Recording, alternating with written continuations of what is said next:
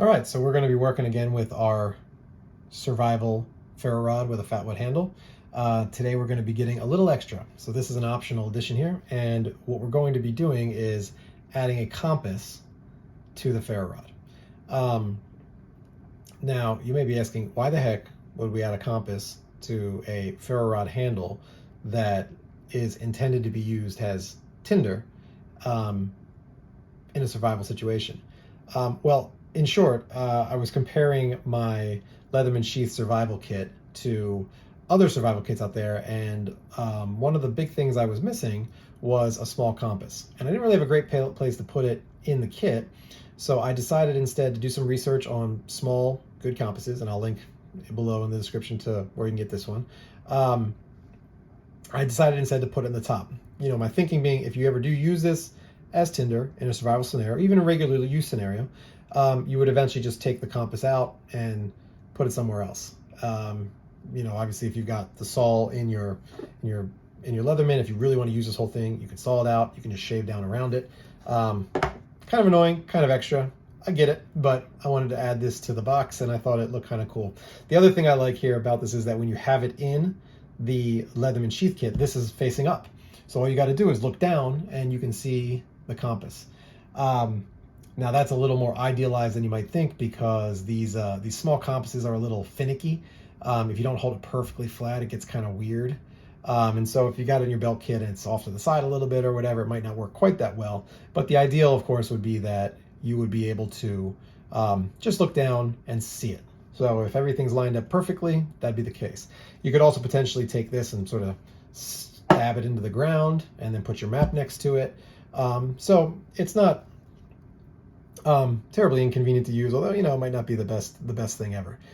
Good enough to get you quick bearings, not that great for detailed map navigation. All right, so here are our tools and materials. Starting with the materials, we've obviously got the survival ferro rod that we've been working from. This is leaving off from the optional step of adding a striker to it. We've got the small compass that will be added. Link below into where you can get that. And then we've got some glue. I picked this particular Gorilla Glue because it has a brush on it, which makes it easy to add the glue to the fat wood once we're ready to glue it.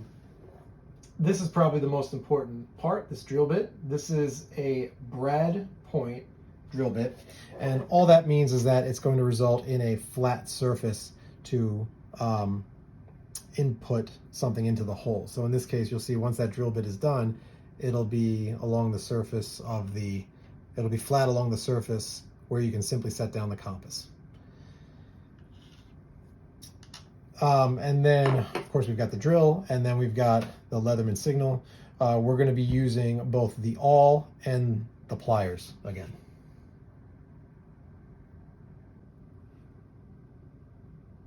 All right, so if you watch my video on making the ferro rod with the fat wood handle, you'll recall that I like to do my drilling and cutting in the tinder box so I can save all the shavings easily.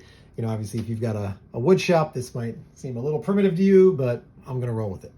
All right, so we've got the ferro rod here. I just shoved it into the fat wood box, and the fat wood is keeping it propped up. You can sort of see here when we put the compass down about how big of a space we need to do. Ideally, we want this parallel to the ground, or sorry, perpendicular to the ground. And the ferro or the fat wood is not exactly flat, so we'll have to wing it a little bit, but we'll try and make that work with when we drill it. When we inset this, we're basically going to want to make sure that no part of the compass is sticking out above the surface. That's essentially to protect it from getting scratched or damaged, but we'll want it as close to the surface as possible. So first thing we're going to do is we're going to sort of take a look at where the compass sits there, and then we're going to come with the awl, and we're going to make a starting hole. So I'm just going to do it pretty much right in the middle here. You might do it differently depending on the shape of the wood, but this wood is pretty symmetrical. All right, once we've got that, we're going to bring over the drill with the 11 millimeter brad point drill bit already in place. You'll see that this has a nice point that we can put right in that hole, so I didn't need to make it as big as I did when we were actually making the ferro rod, the ferro rod's handle, I should say. So let's go ahead and drill this down. Basically what we're going to do is, as we drill, we'll stop and check periodically to see how it feels with the compass in there, and once it feels flat and smooth, we'll be done with our drilling. So as I line this up, I'm trying to make sure that the drill itself is going straight down. Even though the surface of this isn't quite perpendicular to the ground. So as I did before, I'm going to hold this with the Leatherman tool so that if I slip with the drill, my hands are not in any danger. And we're going to find that guide hole we made with the awl on the Leatherman tool, and you can't see it in the camera, but I'm moving my head around to make sure that I've got a good angle going straight down to the ground, even though the surface of the top of the fat wood is not perfectly perpendicular. So I think I got a good line up here, so let's start drilling.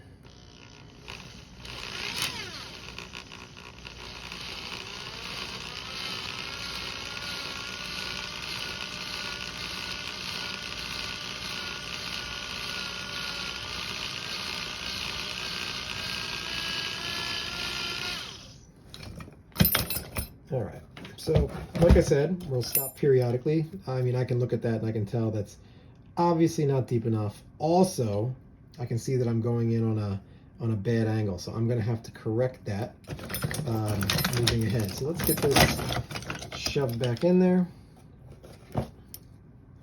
Let's drill out of the way for a second. Get our grip back on that. And let's correct the angle here.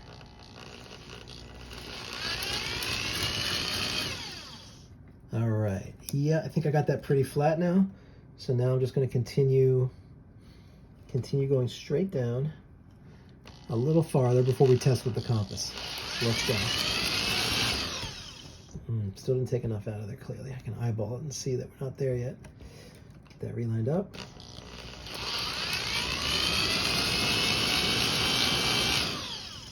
All right, we're still not quite there. Let me take a little more and then we'll test it.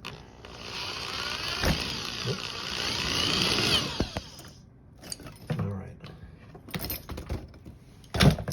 I don't think we're quite there yet, but get that nice tinder to stay in my box here. Let's get the compass and give it a shot. All right, so you can see here, if I put it on the side, you can see we've still got a ways to go. It's also a little wobbly, so I got to try and get this side down a little bit more. It's a little uneven. All right. Let's get this set up in there again.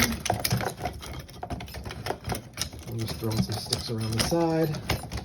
Not really trying to be too precise about this.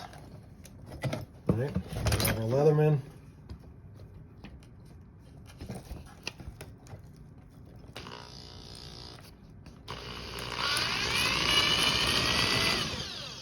I took some good material out, but I can see that we're still not there yet.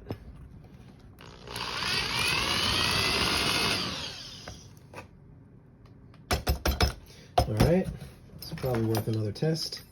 So let's tap that out and see. So you can see the holes getting in there. It's looking like we're pretty close. I think we're pretty close. All right, so you can see on this end, we're already below the surface, but it's good because we're already, you can see that this isn't flat, right?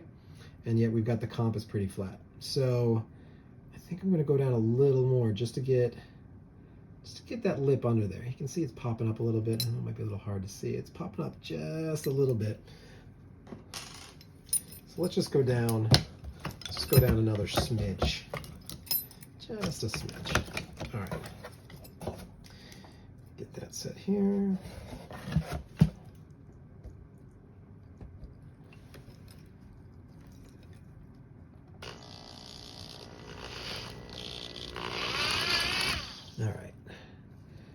really don't need to take a lot out, so I don't want to go too crazy here.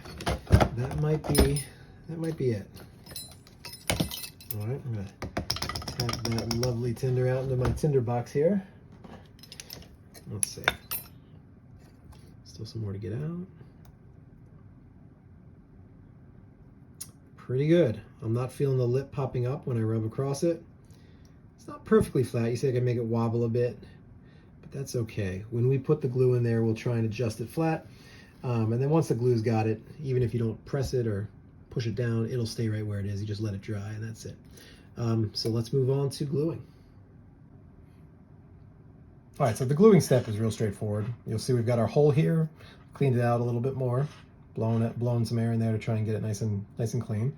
We've got this, then we've got our glue. So let's go ahead and get our glue open, and we'll use that to apply the glue there. All right, so like I said before, I picked this one because it has a nice brush, and I'm gonna try not to make too much of a mess here, but let's get it in. So you can see here, this brush applicator at the bottom gets the glue on there, and then what we're gonna do is we're gonna go in this hole and we're just gonna apply it around.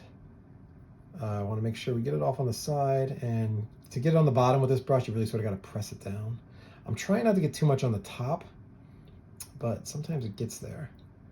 If it does, you can just grab a cloth or a piece of scrap paper to clean it off a little bit. And I think I'll do that. I got it up on the lip a little bit there, which I don't love. So let me put that there. And then I just got a baby wipe here, actually. So I'm just gonna clean that lip right off. So I took it off the top there, the part that was going over. All right, and you can see we've got it, oops, a little dirty from the wipe there. All right, so I've got it all set there. You can see the glue glistening inside. Now all we do is we drop this in, tap it down. We're gonna try and tap it down so that it's nice and flat.